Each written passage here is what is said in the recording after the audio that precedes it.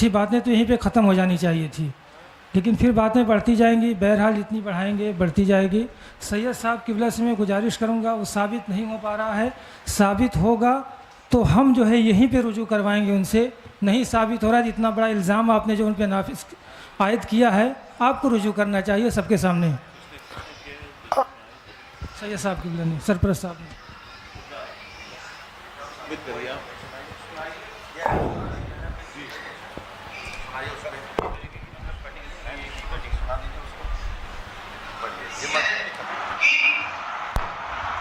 یزید کے بعد معاویہ کہا کیا؟ ساتویں مقام سے کہ تم علی کو گالی دو، اور اللہ کے رسول نے کہا ہے من سب علی فقد سبنی، جس نے علی کو گالی دیا اس نے خود محمد کو گالی دیا، اور محمد کو گالی دینے والا کیا ہو سکتا ہے؟ زور سے بولے زور سے۔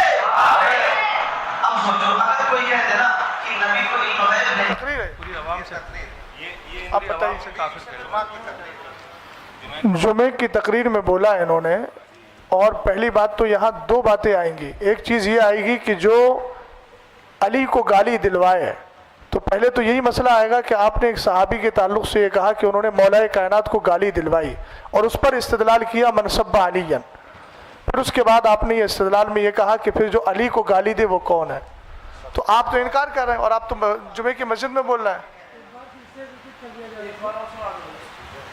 ریپیٹ کر ان کو دے دیجیے نا، ادھر دے دیجیے نا، آپ پہنچا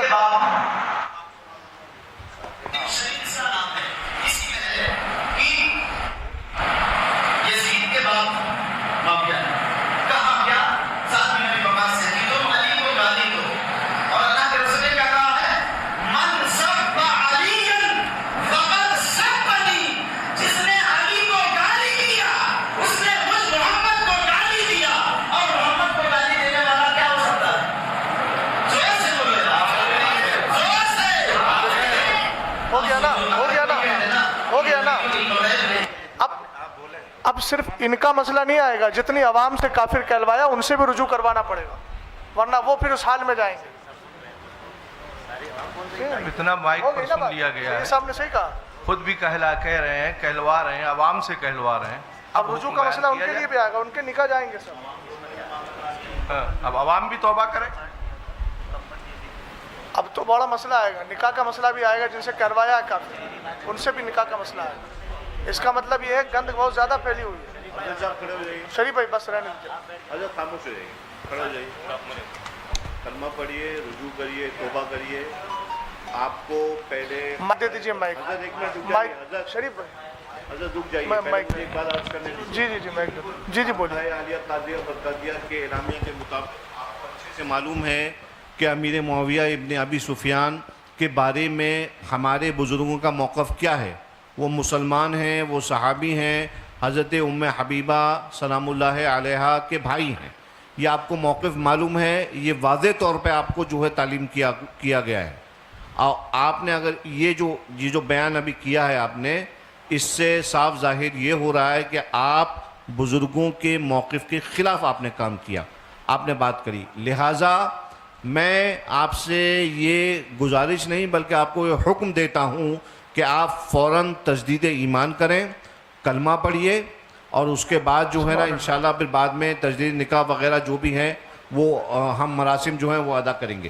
ان کو مائک دو ان کو، اور تمام اہل سنت جو ہیں وہ اس بات پہ گواہ رہے ہیں کہ الحمدللہ رب العالمین ایک مسلمان وہ اپنے جو ہے کیے پر پچھتاتا ہے، دل سے پچھتاتا ہے، اور پھر اللہ کی طرف رجوع لے کے آتا ہے۔ کلمہ پڑھیے، لا الہ الا اللہ محمد الرسول اللہ۔ پڑھیے آمنت باللہ وملائکتہ وکتبہ ورسلہ والیوم الآخر والقدر خیرہ وشرہ من اللہ تعالی والبعث بعد الموت واشہد ان لا الہ الا اللہ وحدہ لا شریک لہ واشہد ان سیدنا و مولانا محمدن عبدہ و رسولہ۔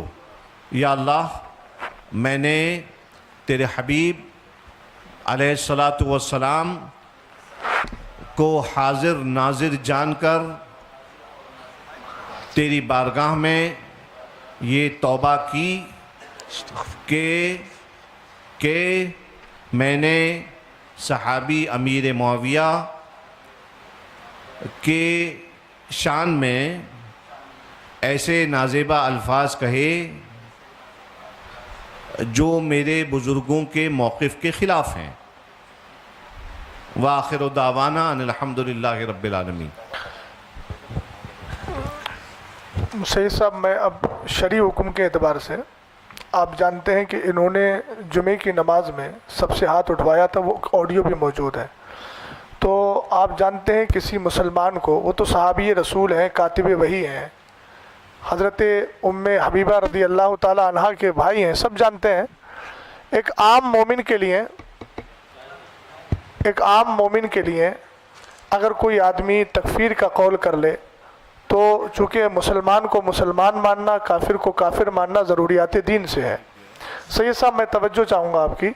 تو چونکہ اتنے دنوں تک جو انہوں نے نماز پڑھائی، نماز پڑھانے کی بنیاد پر چونکہ کلمہ پڑھا نہیں تھا، آپ نے ابھی تجدید ایمان کرایا، تو جتنے لوگوں کو انہوں نے اب تک نماز پڑھائی ہے وہ ساری نمازیں ضائع ہیں۔ لہٰذا ان کو یہ بھی چاہیے کہ اب آنے والے وقت میں جمعے میں اعلان کریں کہ اس درمیان سے اس درمیان تک جتنی نمازیں پڑھی ہیں آپ لوگ ان نمازوں کا اعادہ کریں۔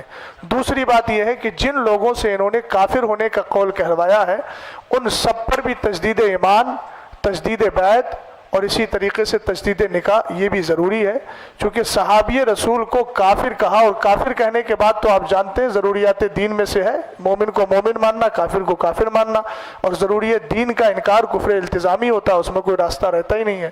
اس لیے یہ بھی تاکید فرما دیں، اور سن رہے ہیں، اب تاکید کا مسئلہ ہی نہیں ہے، اب سمجھ ہی رہے ہیں کہ جتنے حضرات نے ان کے پیچھے اب تک نماز پڑھی تھی اس وقت سے لے کر اب تک، جب سے یہ نظریہ قائم ہوا اس وقت سے لے کے اب تک وہ ساری نمازوں کا اعادہ ضروری ہو گیا، اور ساتھ ہی ان سب پر بھی کلمہ